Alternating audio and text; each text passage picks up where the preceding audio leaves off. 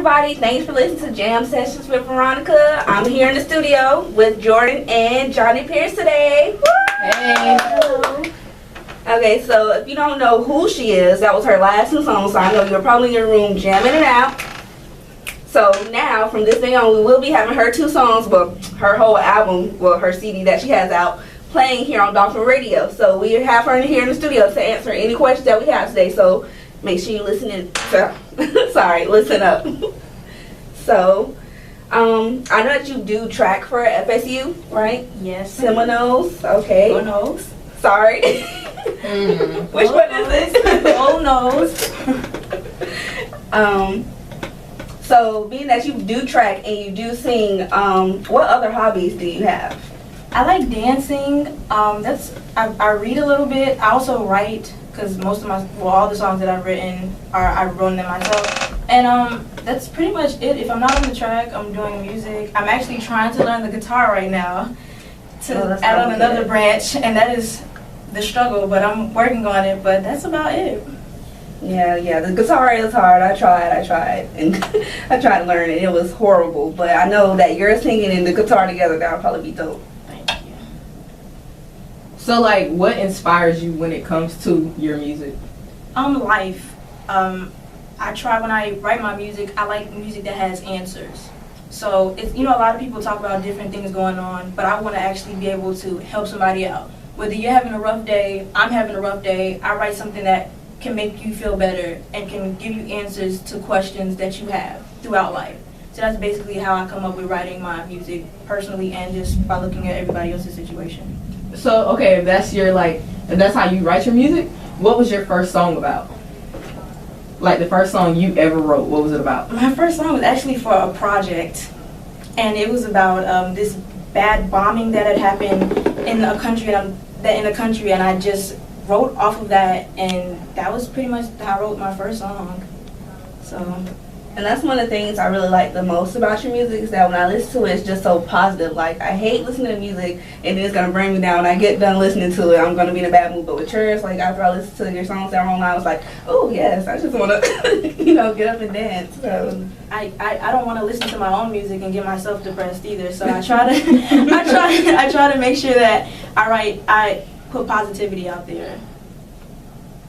So do you have like a strong supportive base? Like, is your family super supportive of your music? Definitely. My parents, I know my dad is like my biggest fan, and he's like, when everybody else is telling you no, my dad is always there making sure that I'm good, and my mom is always calming him down and make sure he doesn't go overboard. So it's just a strong support system from, starting off at church. You have church as a support system. Even at FSU, I've always had a lot of support there. So it's just always been pretty much a strong support system. Did you sing in church? I did. That small girl always in the choir singing all that good stuff. So I definitely sang. That's where I pretty much started. So at FSU, what was your best college memory? Because I just started following you on social media earlier, and I seen on social media that you said that the memories and stuff and that it was almost over. So what is your best college memory that you have so far? One of my best memories is actually going to NCAA's nationals, and it was just the experience, being with teammates, people that you've grown up with. That was pretty fun, and then just being around people that give you positivity. So I wouldn't say there's really a specific moment, but just being around people that help you and believe in you, that's probably like the best memory of being at Florida State.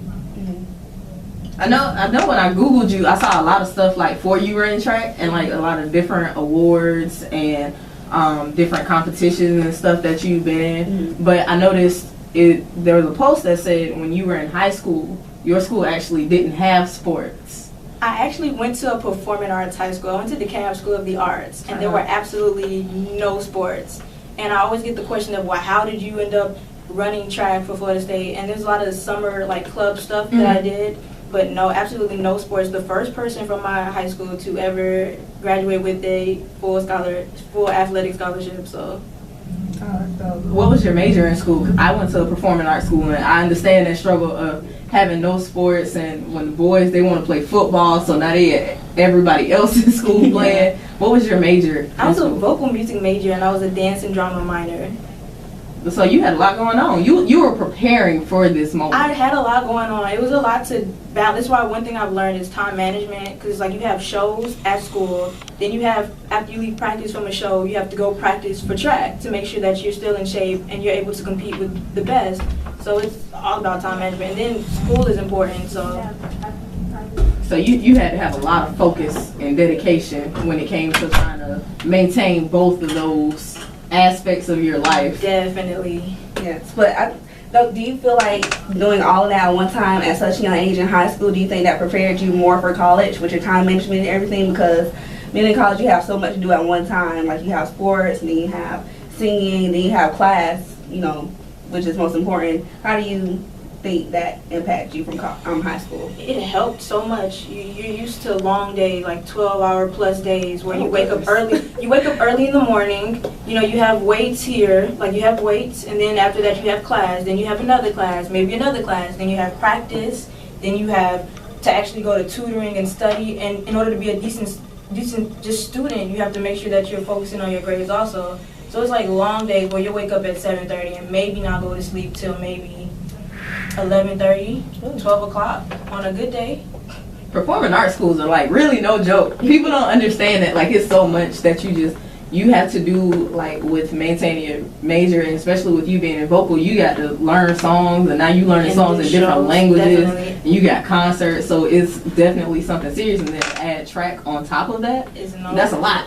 Then on top of that, college is like a whole nother level. Yeah, then you got SATs and ACTs, and you got to score pound stuff.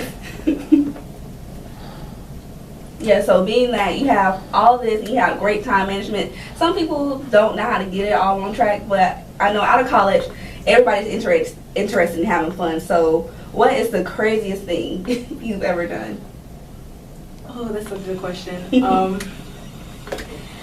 The craziest thing I've ever done while in school, to be honest, I'm actually really chill. Like, I don't really go out that much. The craziest thing I'll do is maybe when I'm at practice and I'll just start randomly singing in the middle of practice, and everybody's like, "Jande, shut up! You're making too much noise." Or if everybody else is dead at practice, I'm still the one running around with too much energy. But I'm really just chill at school. Don't really just focus, because it's like after you're done with track, you're ready to go to sleep, and you just don't really feel like going anywhere. So I'm really mostly at home or working on music. That's good. So you're like maintaining a lot of focus. So I know a lot of singers, like girls I went to high school with, who didn't know how to sing because we didn't have, you know, the vocal program. We had a nursing program. So I mean, we didn't have all that. We kind of had like, you know, choirs and little singing groups. But a lot of girls decide to go away from school and try to take their singing career as well as elsewhere. So why do you think that college is important? And how do you think that can help in your career? I just feel like when all else fails and when you have nothing else, you'll always have a degree. Mm-hmm. And I know that's one thing my parents like really instilled in me was to get my education. And then the fact that it was for free was like the icing on the cake. So I just figured, why not, you know, go to school and get an education. And it's a lot of life lessons I've learned in school that are going to prepare me for the next level, for being in music and being in entertainment. So, in school, did you do like, being that you are trying to get prepared for entertainment, and I know in high school you probably did a lot of shows, but at FSU, did you participate in the musicals and like just doing the talent shows and all that kind of stuff? I did a lot. I did a few open mics and a few shows that some of my friends were like, "Oh, you sing right?" And I'm like, "Yeah, I sing." And so when I wasn't traveling, I would try to get as many shows so I wouldn't get too rusty with my craft. So I stayed involved. Did you do stuff on both campuses? Because I know a lot of times FSU and FAMU, they kind of like merge with certain events. I know like y'all still have y'all own separate events. Mm-hmm. FSU has their own separate events, and FAMU has their own separate events. But were there ever times where you were just like, "Oh, FAMU was having a talent show, so I'm going to sing it anyway"? I know when I never really went to a FAMU. I never performed in a FAMU event, but a lot of the events that FSU had, a lot of FAMU students would be there. So it kind of still merged together, even though I never actually performed over at FAMU. So you still got that exposure on Yes. for both campuses, so it's not just like you were stuck there, yeah. FSU. And I looked you up. I looked your name up online earlier, like way back when we first found out that we were going to be doing an interview with you. And I saw that you had a couple of videos on YouTube. And I know this day and age, we have social media everywhere. People don't know how to act. So where do you draw your line personally at for social media? Like with the twerking going on and the cursing and the remixing gospel songs into being I Was Born by the River. Hey, that was a good remix. I'm not gonna front. I'm not gonna front. That was a good remix. So where do you draw your line at being a student athlete? Because I know they're really strict on you guys, and being an upcoming singer.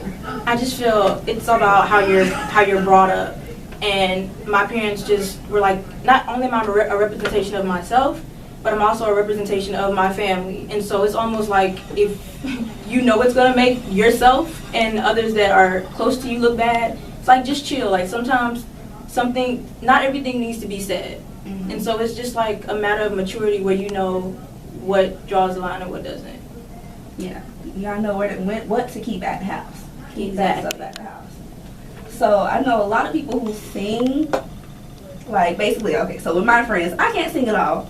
But when I try to sing, they'll be like, oh my gosh, don't do that, don't sing. And can't none of them sing either, but usually the people who can sing, they're a little bit more lenient on people who can't sing. So how do you feel when you see other people who can't sing? I feel like you started laughing. I feel like you laughing. I'm not even gonna sit here and lie. I know sometimes when I'm like, when people start singing, either I laugh, or I'll just be kind of honest and be like, you know what, you're better at this. You should stick to this and work on your craft and do the best that you can in what you're good at. I felt the shade.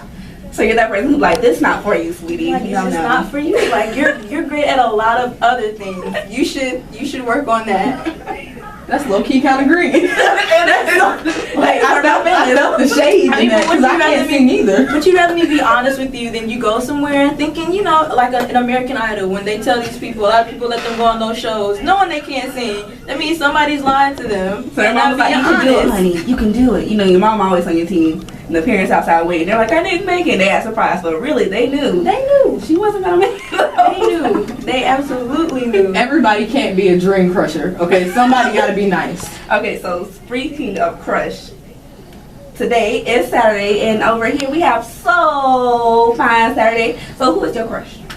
Celebrity crush. Who is my celebrity crush?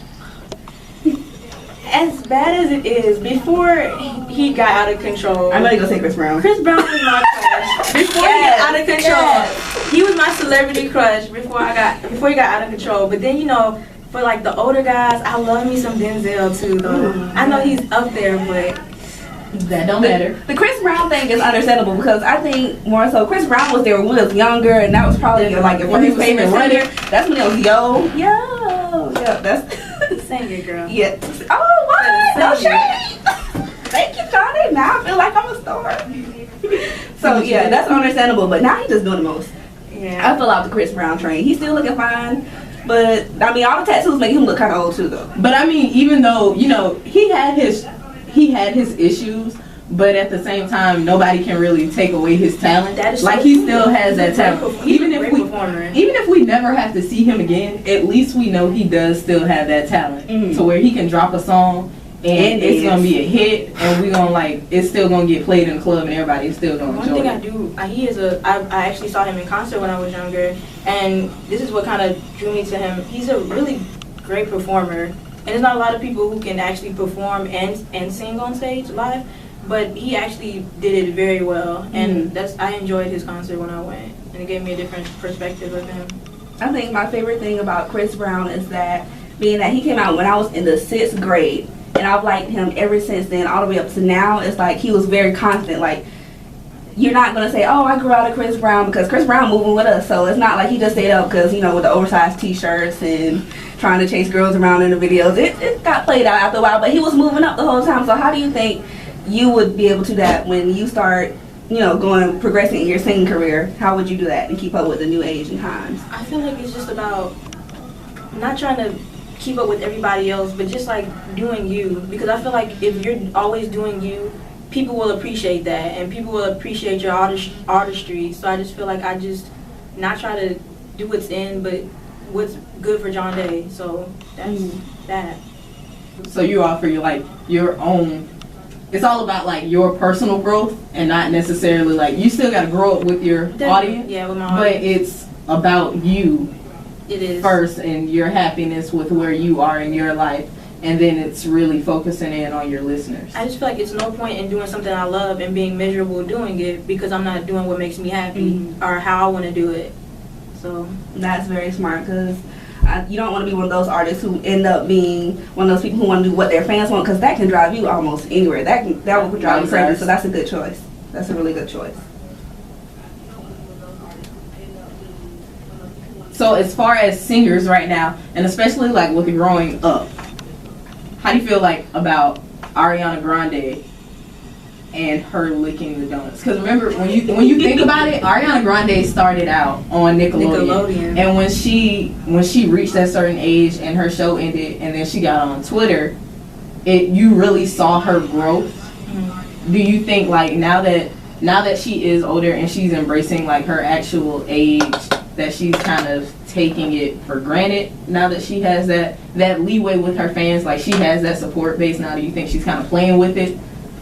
I just think I feel like a lot of artists that started off doing like child shows and like really young have like this problem of where they feel the need to, okay, I know people are used to seeing me like this, but I want to break out and do my own thing, and I'm grown and I'm older and I want to do what I want. But I feel like you still should be mindful that there are still young kids, there are people in general that are looking up to you, and you know, and watching you. So I mean, there's nothing wrong with her doing what she wants to do, but I just think that as artists in general, we should be mindful that not just adults are watching us, but children are watching us also. So who would you say your role model in the music industry is?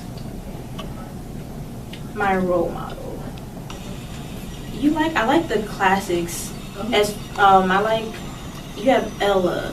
All of those, you know, like a lot of great singers. You have Tina Turner, who are just great performers. And even now, vocally, somebody that I like to listen to, I love Jasmine Sullivan. Jasmine Sullivan is making a comeback. Yeah, I seen her on The Real the other day. Yeah, she definitely is. So when you're running, I know a lot of runners, they listen to music. Do you like to listen to music when you run? I do. Okay, so when you're running on your own, do your own thing, not at track practice, just doing your own thing, who do you like to listen to? Who can I hear outside of your phone? Sullivan. Yeah. It depends on what mode I'm in. If I'm in Jande's trying to energize herself mode, you'll catch just about anybody on my phone. From don't shoot me from like Soulja Boy to Whoa. I'll wow. I wasn't ready for that. Soulja Boy, just for like energy, you know, to get high. Old Soulja Boy. I like old. It gotta be the okay. old, not the new. Old like Crank That old? Like old, like all the Crank Dads. Old like y'all, all of those. And you know, and then just a lot of the new stuff that's out. But I listen to Pandora, and I like, you know, Music Soul Child. You gotta love Lauryn Hill. She's just one of like the greatest female artists that have been out. Just depends on what mood I'm in, to be quite honest. So if you had a chance to meet like somebody who you really love to listen to, like Chris Brown or Jasmine Sullivan, what would you say to them? What would I say to them? I honestly would just say that there's people watching you, and there's people that admire what you do, and just to keep integrity in your art, and like don't let anybody change what you like to do and how you like to do it. That's some good advice. That is a lot of good advice, and I think Chris Brown should probably listen to that. That probably would make a difference. If you had to put together like your own concert of like 5 people, who would you put in that concert? Okay, the 5 people I have to put my favorite rapper in there. Don't put Soulja Boy. I would not put Soulja Boy. Jay-Z. I would put Jay-Z in there. Jasmine Sullivan would be in there. Beyonce's a great performer, so I'd throw her in there. 3 more, 4 more. Is that how many I got left? 2 more? 2. I say Chris Brown. I also like Usher too as a male artist. So either one of those two is fine.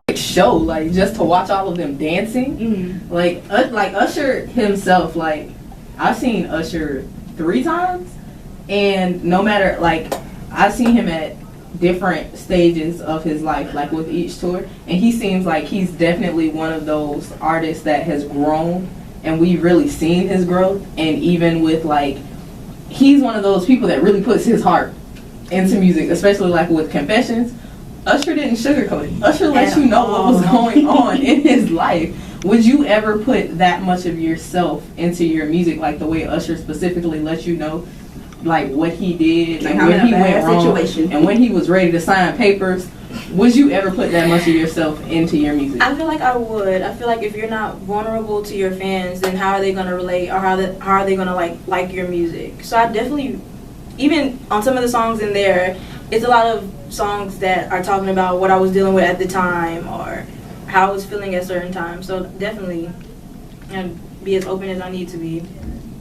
What would you say the biggest, like, platform or stage, like, you would want to be on in order to have, like, fulfilled your dreams?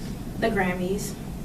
That's your goal with the Grammys? I just want to be at the Grammys and win a Grammy and all that, and I will be so pleased. Not satisfied, but I will be pleased. Not the BET Awards. You trying to make it? Shout out to my people, but not the BET Awards. I wouldn't mind performing. I wouldn't mind performing on the BET Awards, but that would not be the pinnacle of my.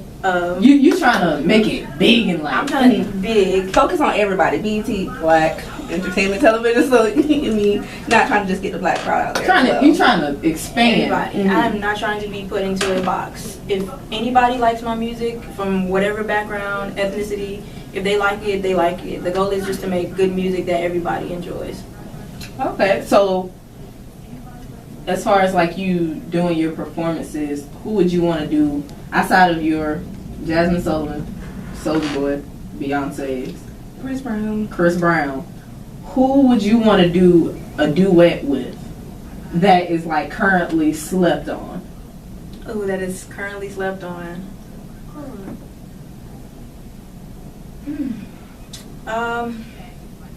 Jay-Z's not slept on. He's just not doing much right now. But Jay-Z's a dad.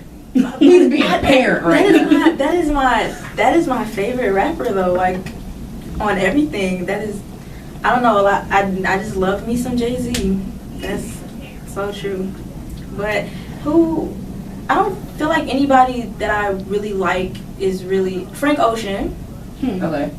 That is somebody that I would, and of course Lauryn Hill. But those two that you're not hearing about right now, those would be the two. I feel like people still kind of sleeping on Frank Ocean though. Even though like he's about to drop a new CD, I feel like people still aren't as hip to Frank Ocean as they should be. When I first listened to your music, the first person I thought about, who I thought your music kind of sounded not too similar to, but just reminded me of what I've heard, kind of, was Janelle Monáe. I thought that y'all would make like a great duet together. I don't like Janelle Monáe. You don't like her? I said I like her. I said I like what? Janelle Monáe. Yes. Yeah, I thought that would be a good duet.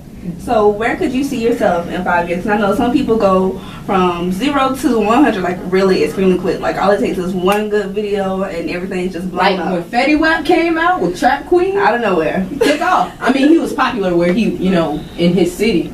But one good song can do everything for you, really. Right. In 5 years, hopefully I'll just be doing what I love full time, and that's music. So that's the plan, to be out there and have all the resources I need to get there. So that's the plan in 5 years. Would you ever see yourself like singing in a group, or are you like more comfortable doing stuff solo? I don't mind singing in a group, but I definitely would prefer to do solo, to be solo. A lot of people, well, that's smart for you to say that you would consider doing it, because a lot of people are like, no, I'm singing you at the spotlight, I want to all by myself and I want to do a group. And that way, if you say something like that, I feel like you would just miss opportunities, just like you just scratch it off the board. Because like 7th Streeter, I know she started out in girl. She started out in a lot of girl groups, and then she ended up, doing writing for stuff just behind the scenes. So if that was something that was an option for you ever in life, because some people they're quick to say, I just want to do stuff solo. I'm Beyonce. I don't ever want to be Beyonce Kelly. didn't start off solo. Exactly. Everybody want to be Beyonce. Don't nobody want to be Kelly. Nobody want to be Michelle in the group. No, a lot of people started off in groups that people don't understand, and they just made their way up there. So I wouldn't mind. So when is the next time do you think that we'll be able to hear some fresh, new, hot songs from you? As soon as I am back home and after graduation, I will start grinding it out and putting some more music out there. So hopefully by the end of this year. All right. Sounds like a plan, and we'll be looking forward to hearing that from you on Dolphin Radio. Thanks everybody for listening. We have Jande Pierce in the building.